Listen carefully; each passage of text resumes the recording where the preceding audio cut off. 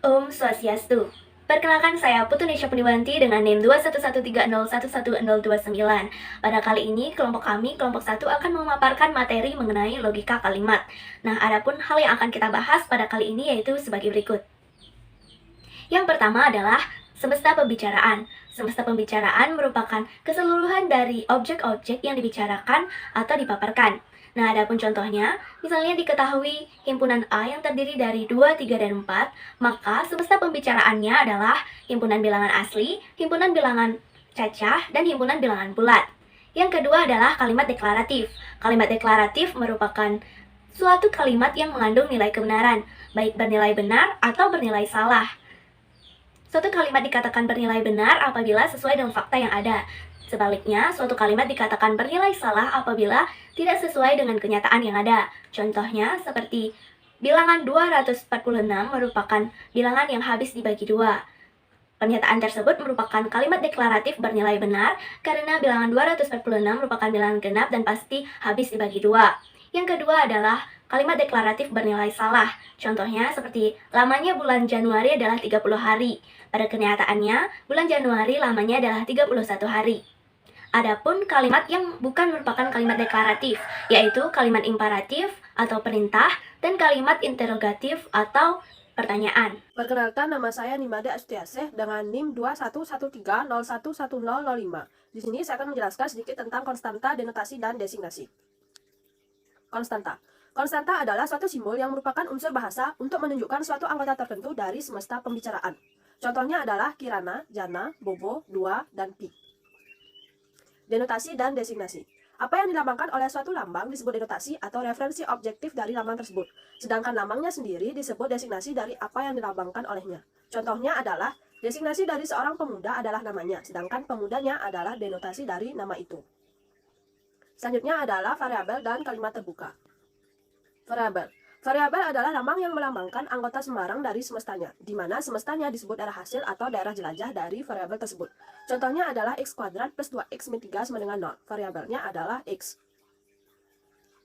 Kalimat terbuka. Kalimat terbuka adalah kalimat yang mempunyai variabel, sehingga jika kita menstitusikan variabel itu dengan konstanta di dalam semesta pembicaraannya, kalimat terbuka tersebut bernilai benar atau salah, tetapi tidak keduanya. Contohnya adalah persamaan dan pertidaksamaan, seperti 3x plus 2 lebih kecil dari 20 atau 2x min 3 sama dengan 5. Demikian yang dapat saya sampaikan, materi selanjutnya akan dibawakan oleh teman saya.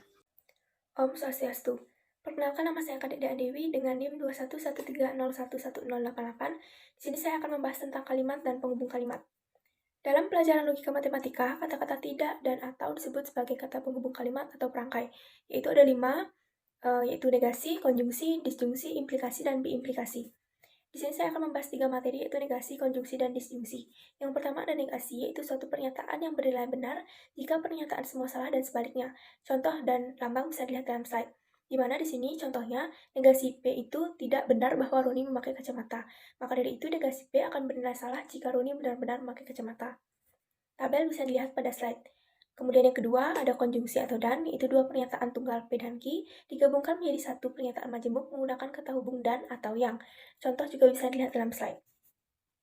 Kemudian ada tabel kebenaran, yang dimana baris pertama merupakan singkatan dari pernyataan. Jika P benar dan Q benar, maka P dan Q adalah benar. Yang ketiga ada disjungsi, yaitu proposisi majemuk yang dihubungkan oleh kata atau.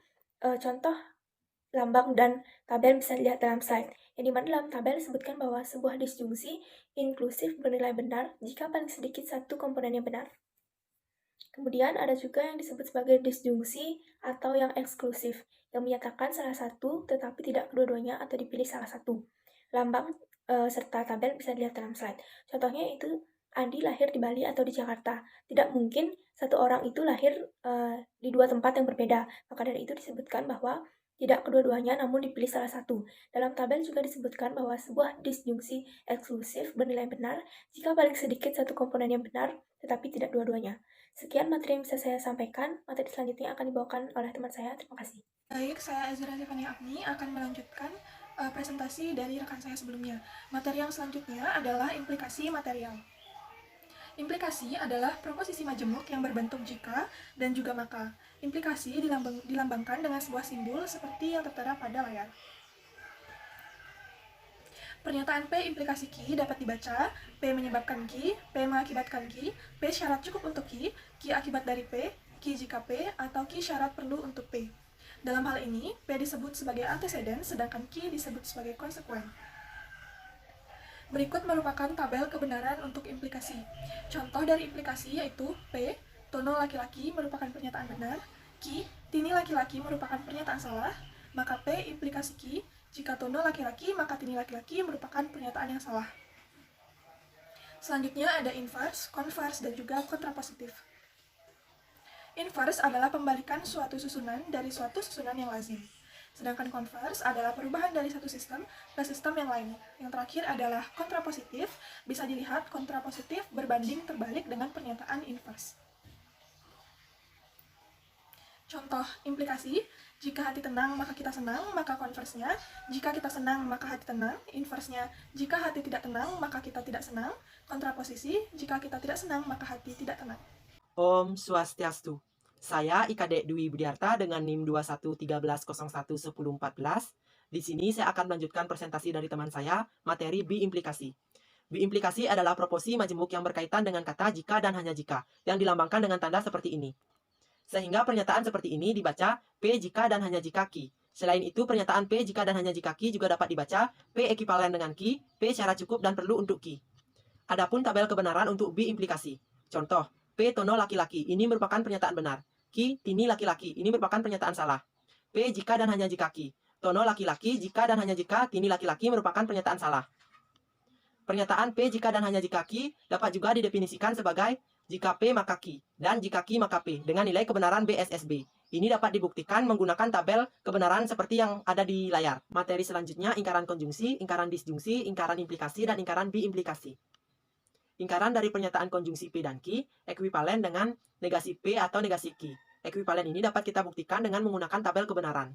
Jika kita perhatikan tabel, kolom yang di raster kuning memiliki urutan nilai kebenaran yang sama. Jadi terbukti bahwa negasi P dan Q sama dengan negasi P atau negasi Q. Ingkaran dari pernyataan disjungsi P atau Q ekuivalen dengan negasi P dan negasi Q. Ekuivalen ini dapat dibuktikan dengan menggunakan tabel kebenaran. Jika kita perhatikan tabel, kolom yang di raster kuning memiliki nilai urutan kebenaran yang sama. Jadi terbukti bahwa negasi P atau Q sama dengan negasi P dan negasi Q.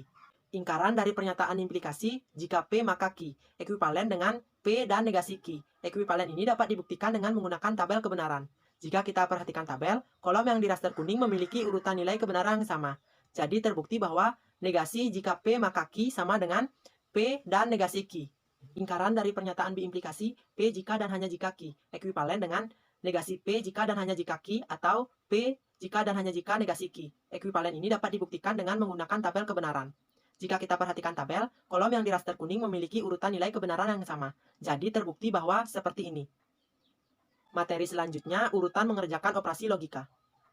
Perhatikan kalimat majemuk berikut. Untuk mengurangi banyak tanda kurung dari kalimat tersebut, maka diadakan kesepakatan berupa kuasa operasi logika. Yang pertama, negasi, yang kedua konjungsi, yang ketiga disjungsi, yang keempat implikasi, dan yang kelima biimplikasi. Setelah ada kesepakatan tersebut, maka kalimat yang seperti ini akan ditulis menjadi seperti ini. Sekian dari video presentasi kelompok kami. Jika ada salah kata dan kata yang kurang berkenan, mohon dimaafkan. Terima kasih. Saya tutup dengan Pramo Santi. Om Santi, Santi, Santi, Om.